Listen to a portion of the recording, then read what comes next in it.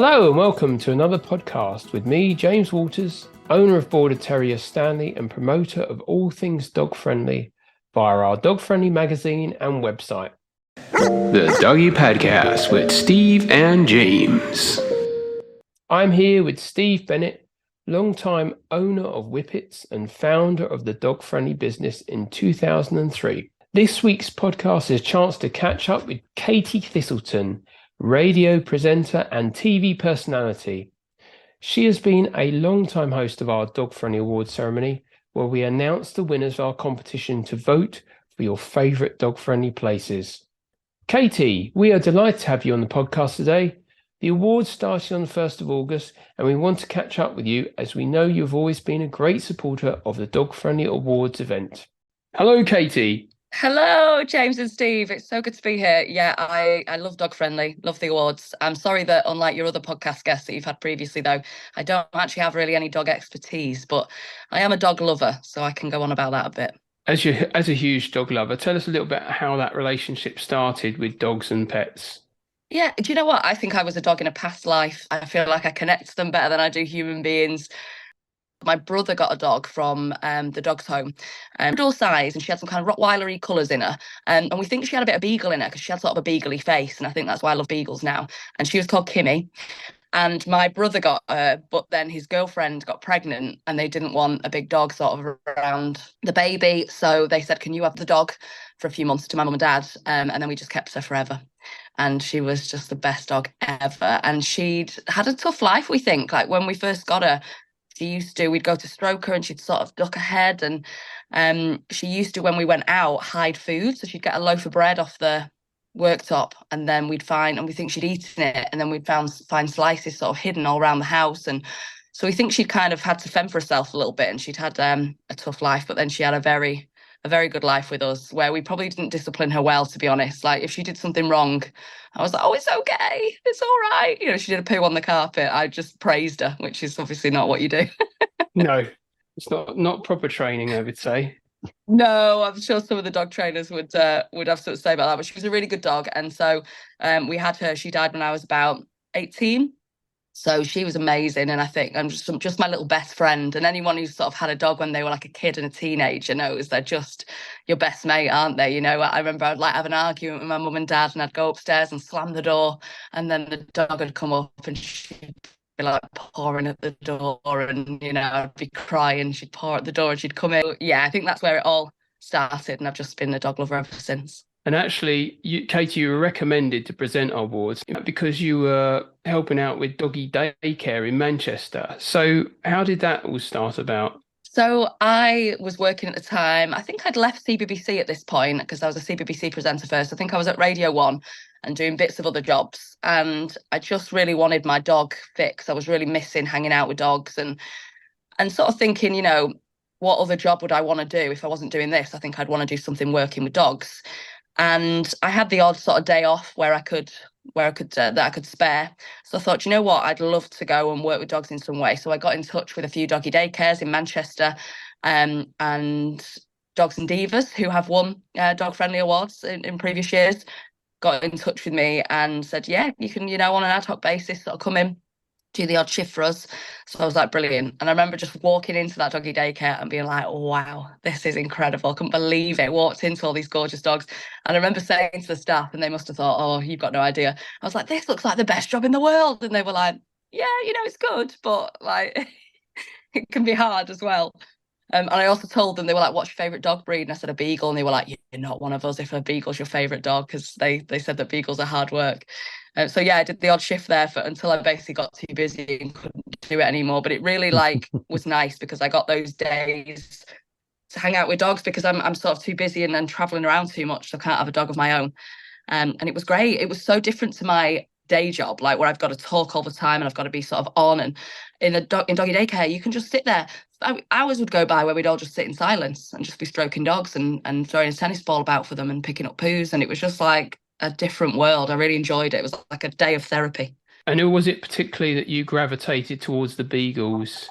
Oh, I was so excited. We had a really cute beagle puppy for a bit, but then he actually got banned because he was naughty and he was attacking the other dogs. So I obviously tried everything in my power to keep him there.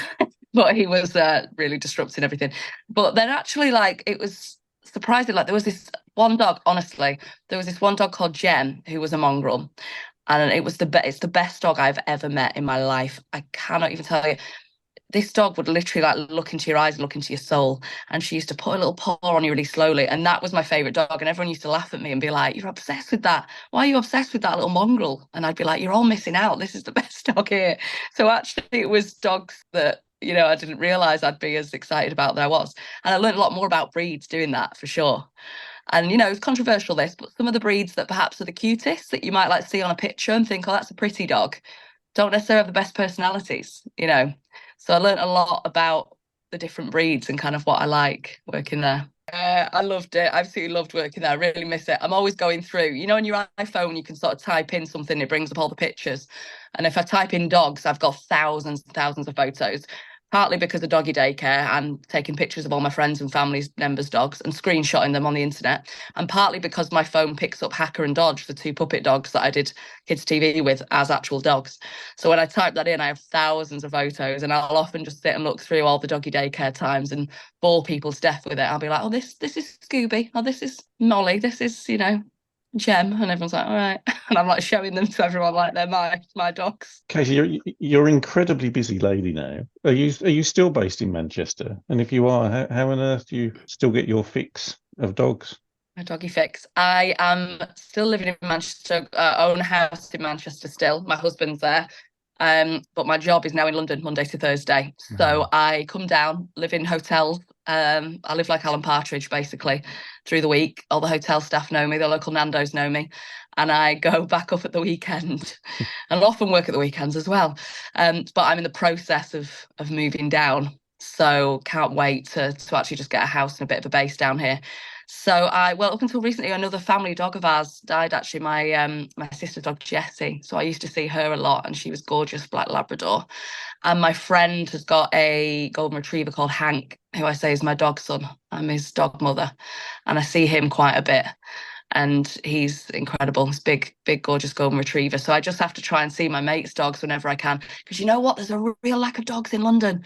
It's rubbish. They're just not, I suppose people are living in little flats, people are going to work. They're not, if you go to the park, actually, I'm really near Regent's Park where I stay, and the BBC is really near Regent's Park.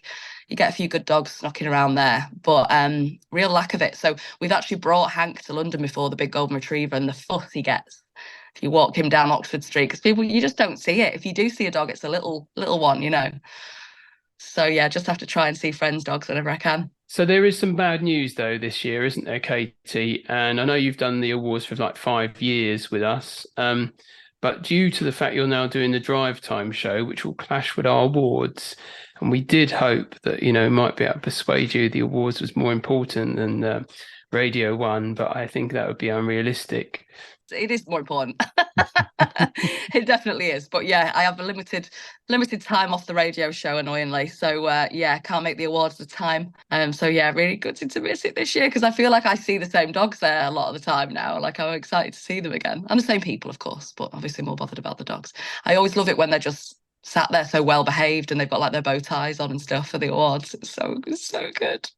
So as an experienced host of the Dog Friendly Awards, we do have a replacement. Can't announce it yet, but very exciting news. Oh, that's exciting. It is exciting. Would you give any tips as to how they should cope with dogs running around whilst you're hosting? You just gotta be prepared for that and be all right with it. I think actually doing kids TV and having Hacker the dog as my sidekick prepared me quite well for that, because I remember when I auditioned for that, and after the audition they said to me, the main thing we're looking for is someone who just looks at the dog, looks at the puppet and treats him like a character. Because some people are obviously a bit thrown by it, and they'll look at the man that's lay under the table by my legs and think, what's going on here, and be a bit thrown. But if you can just act like that puppet is your little friend, then you're grand. And I think you've got to do the same thing with the dogs running around. You might get a few barks, might be some interruptions, but that's absolutely fine. I'd also say I think my biggest tip for whoever's hosting is have a little look at the nominees first and see if you can pronounce the places. Yes, good advice. Because that's caught me out a few times. There's tends to be quite a few Welsh names. that get me. And obviously, I hate getting a place name wrong because people get so offended by it. So try not to offend the Welsh if you can. That's my tip. Katie, you've seen the sort of dog-friendly places that have won the awards from your outside perspective. What do you think stands out for those that have won? Do you know something I think I always notice every year is that the people that run those businesses are dog lovers first. And that always really shines through. Like a lot of people will bring their own dogs to the awards with them. Dogs are all over the photos, are very much at the heart of it. And the reviews that people sort of send in, the testimonies, always kind of say they loved our dogs like they were our own. You can kind of, you can tell that these are people, probably like me, who once upon a time did a different job. And I have dreams of one day, opening a doggy daycare or something. I think all dog lovers do have a dream of packing in their day job and working with dogs one day. And you can sort of tell that that's what's happened. People have set up their businesses based around their love for dogs. And I think that's what's really important, because probably with other businesses, often that's maybe not the case. Perhaps the business side comes first before the passion. But yeah, that's something that really stands out to me, is that the people that run these businesses are dog mad. What you said there, Katie, about passion and people finding a business with passion for pets and dogs. I had this suggestion that I think you might want to go to broadcasting house and publishers with. But what about you doing a dog show? And I'm thinking doggy daycare with Katie. What do you think? I mean, I'd love nothing more.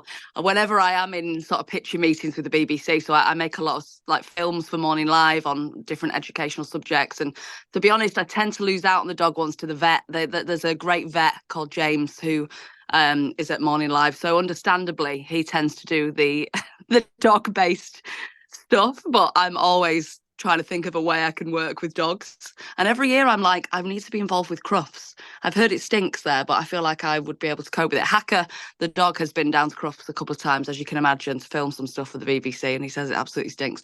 But I definitely want to be involved more with dog stuff. So I'll pitch it.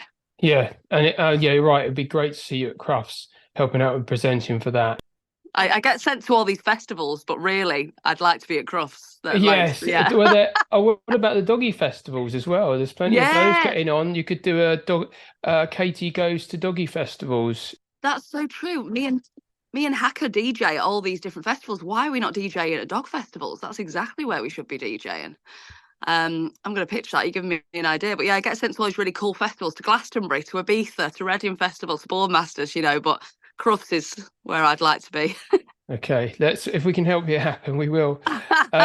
Okay, so I know you did, obviously, doing the doggy daycare, you know quite a bit about dogs. So I just thought we'd just pop in this little quiz, actually, to see what you've learned about dogs so far in your experiences with them.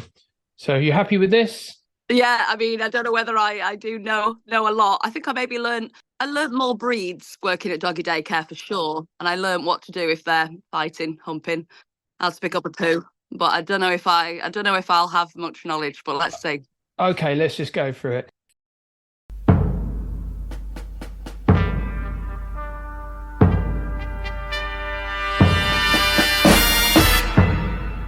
Normal adult dogs have how many teeth, Katie? 24, 16, 42, or 3? If the questions are going to be like this, I'm going to have no chance. Go on, read me the answers again. 24, 16, 42, or 3? I feel like I'm stuck between the 20 odd and the 42. I feel like the rest seem too little. I'm trying to picture my old dog's mouth now. I'm going to go 42. I'm going to go C, 42. They must have quite a lot. 42 is correct. Correct. Well done. Through what part of the body do dogs sweat? Is it armpits, ears, backside, or paws? Armpits, ears, backside, or paws? Is it the paws or ears? I'm thinking. Paws or ears? Which one would it be? Is it their paws? It is their paws. Well done. It's the confidence. True or false? Dogs can only see in black and white. Oh, is this one of these things that might be a bit of a myth? Could be. I feel like that's going to be a bit of a myth, but there is something in it, isn't there? Don't they? They do see colours differently to us, don't they? But it's maybe not black and white. Exactly. Limited Oh, colours, dulled colours, I that's think. so So there you cute. are, correct. What is the most common training command taught to dogs? Is it stay, beg, sit, or fetch? The most commonly used. Yes, Oh, I'm going to go sit. correct. Oh. No, it's not. I think it is. I think I've got it wrong. I've highlighted the wrong one. Sorry. It was between Okay. sit or This isn't sit the or most. stay. This isn't the most official dog quiz ever. Don't worry. Puppies are delivered how many weeks after conception?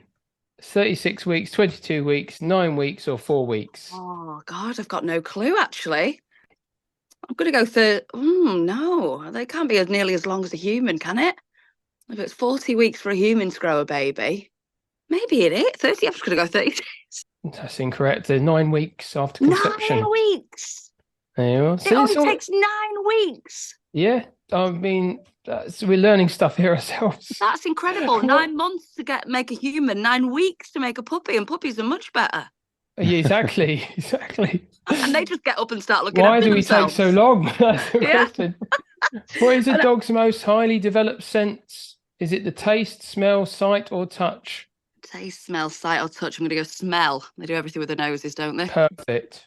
It is. Yeah. I think I've read it's like 10,000 times more potent than their own smell. One of my Perfect. favourite things at doggy daycare actually was like the wind would blow and you'd see all the hound dogs, you'd see like the beagles and stuff just all go and and put their Yeah. heads in the same direction of the wind, and it would be really funny. Like they'd all pick up a scent at the same time. It's Yes. they can smell someone's cooking 6 miles away.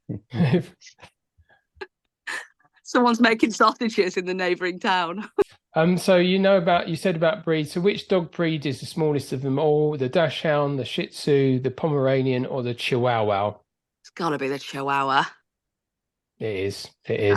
Yeah. I think you've dropped one at the moment, haven't you? Who's keeping scores? Which dog breed has a black tongue? I don't know if you saw these dogs on your daycare days, but Husky, a Poodle, a Weimaraner, or a Chow Weimaraner. Chow? Go on, Steve. What's it? It's a Weimaraner. Weimaraner, yeah, they're Or a German, Chow aren't they? Chow. My friends used to have a Weimaraner. A black tongue, I don't think I have come across this. So what were the options again? Sorry. Husky, Poodle, Weimaraner, or a Chow Chow? Husky, a Poodle, a Weimaraner, or a Chow Chow. I'm going to go Chow Chow.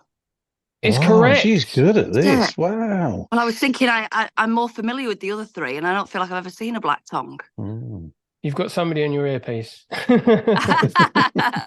True or false? Dalmatians are born with spots. Ooh. I'm going to go false. Correct. Oh. They are white and then they develop the spots. Cute. And just to mention for Stanley's benefit, he hates Dalmatians. Sorry, Dalmatians. Sends him crazy. What is the name for a phobia of dogs? Is it pestophobia, elephophobia, cynophobia, or dogophobia? No idea. I mean, this is something I've not come across because I have the opposite of this. Can you read me the first three again? Pestophobia, elephophobia, cynophobia, or dogophobia? I have no clue. I'm going to go elephophobia. Elephophobia is not the correct answer. No, you didn't finish on a high. It's a cynophobia. Cynophobia, that was going to be it's my a phobia of dogs. You don't have it, do you, Katie? I To be very fair, much so don't you have wouldn't it. know about it. I You wouldn't don't even know bother about to look it. it up. But apparently, But- that's what it is. This is the thing. Phobias never sound like the thing. They very rarely sound like the thing that they're. You know what I mean? Arachnophobia. Yeah, I guess they're arachnids, aren't they? That makes sense. Why cynophobia? Answers on a postcard. It's very sinful to not like dogs. That's why. But the dogophobia was just made up. Yeah, it's never going to be dogophobia. Thank you for that suggestion, Steve. It was never going to be dogophobia, was it? They're never that simple. Thank you for doing that just for fun, Katie. I think you did very well. 7 out of 10. Yeah, I'm impressed myself there, actually. So we'll send you your dog knowledge badge in the Yay. post. Which I'm sure you Definitely. look forward to. I'll be very proud. I'd rather that than any other award. Katie, we hope to listen to you for some time on the Drive Time show. And I know you're doing a lot for mental health charities as well, Young Minds and Place to Be. How else might our listeners be able to watch or listen or even see you in person this year?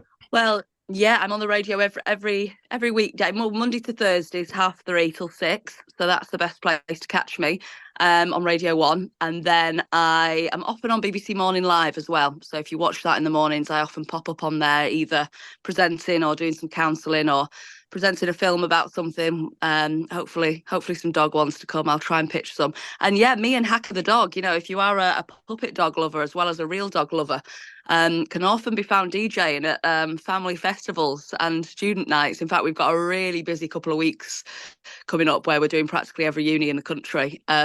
So yeah, maybe we need to come to a dog festival near you. I'm going to tell my agent to get on that. Katie, is that because the age group, particularly the universities and that? Yeah, sadly, everyone who used to watch me on children's TV is now a full adult. That's how old I am. They are all now in their 20s and proper adults, which is crazy. So they're all that university age and they used to watch me in Hacker. And looking at it another way, though, we're, of course, parents watching you. So, you're still, not doing too badly. Even older. Yeah. We're very sad that you won't be able to present the awards this year, Katie. I'm hoping we can convince you for 2025. But just is there a message you can give for finalists that come to the awards ceremony now? It'd be really great. Definitely. Good luck. You're going to have a really great day, whether you win or not. If you're coming to the ceremony, you've already done really, really well and got really far. And you're going to have a lovely time. There'll be some nice dogs there. Always excellent lineup of food. Some great mini sausages that go down well with the humans and the dogs. And there'll be a nice big board. You can take photos with your awards and your dogs and you'll have a great time. So I'm so sorry I won't be there with you, but have a lovely time and hopefully I'll see you next year. That's brilliant. Thank you, Katie. Thanks for having me. Thank you, Katie. That was wonderful. Oh, it was great. Really great fun, guys. Thank you. The Dog Friendly Awards are now live for voting for your favourite dog-friendly places until October the 13th. Those with the most votes will be the finalists at a live ceremony on the 21st of November at the Kennel Club head office in London. Please do support and recognise the places and the services and businesses that go the extra mile for you and your dogs. You can nominate or vote for them at www.dogfriendly.co.uk/awards.